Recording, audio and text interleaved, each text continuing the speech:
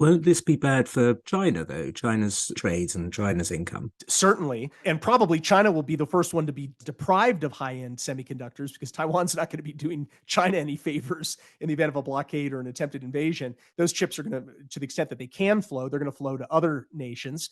But China would undoubtedly feel massive economic effects. But the way that Marxist Leninists think is always in relative terms. It's always about relative power. I'll give you an example. In 2021, after we'd had a year or more of the COVID pandemic, a senior Chinese official commented that the effects of the COVID pandemic were similar to the effects of World War II, but he cast China as the winner, much the same way that the United States was the ultimate winner in World War II. Even though we lost 500,000 troops, even though we saw a terrible global crisis and huge suffering, the United States sort of emerged in relative terms as a superpower in the aftermath of that war.